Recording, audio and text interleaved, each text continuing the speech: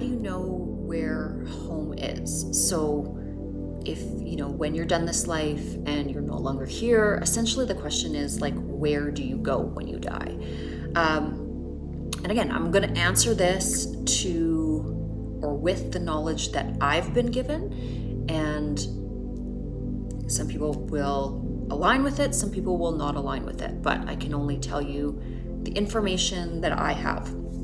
So essentially, the best way to understand the answer to this question is that there are literally an infinite number of places that your consciousness can go after an incarnation. So the options available to you are truly unlimited. If you've ever watched the movie What Dreams May Come with Robin Williams, I highly suggest that you do that. That movie gives you a very good indication of essentially what I don't want to say the non-physical, but other realms are very much like at higher levels of creation. So you're going to find that, there is a really increased dynamic between your conscious thought and what is out manifesting. There'll be quite a lot less time difference between what you think and what you see. And again, it can be, depending on what dimension or level of reality you are now experiencing, it can be instantaneous in terms of your thoughts immediately creating a reality for you to experience. This is why we have choice points. This is why we have to choose our soul's expression, so that when we get to this point of rapid creation, or our rapid creational abilities are unleashed, essentially, if you don't have a real grasp on what you are going to create, it would be very, very intensely scary and overwhelming. Already, you can see with some of our most dark conscious manifestations how intensely scary that can look, just by experiencing what exists here on planet Earth in terms of war, violence, greed, you name it, right? There's a lot that exists here that isn't calibrated to unconditional love and light. It just isn't. Okay, so in terms of like, how would you know where your home is? Well, to answer that question, most, meaning almost all incarnated beings here would not know. There is a veil of absolute spiritual amnesia here.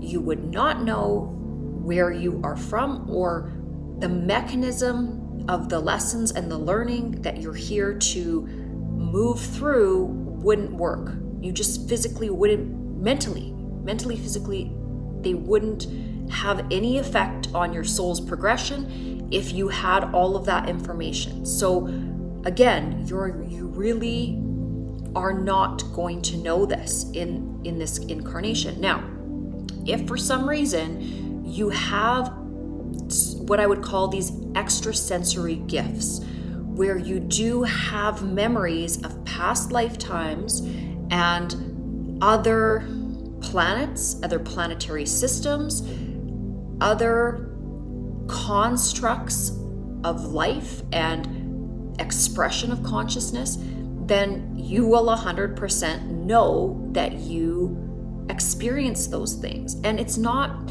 you may want to have a dialogue about those experiences with other individuals that also experience that. And so that might be a deep desire, because there's a loneliness in having those experiences in terms of this incarnation. Because of course, if you don't feel like this is your home, you're going to feel lonely, you're going to feel isolated, you're going to feel perhaps like you are a visitor or a stranger, you don't belong. And that's something, again, if this is not necessarily your home planet, and I want to say that with a little bit of like a little bit tongue-in-cheek too, because of course, if you're here in a human body for right now, this is your home, and you've got to get used to it, and you have to live out your lifetime.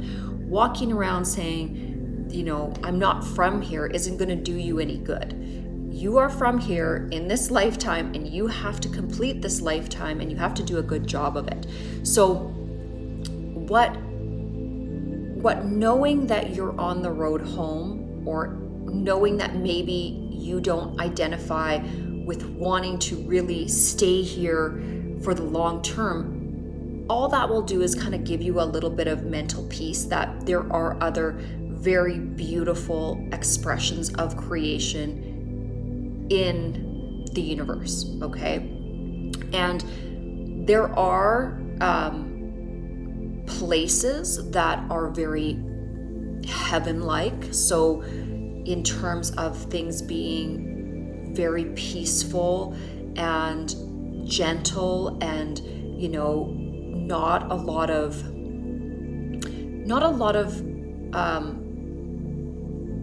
catalyst, or not a lot of differentiation. So you don't have the very, very high highs, but you don't have the low lows. It's a very peaceful place that a soul can go and rest and recuperate.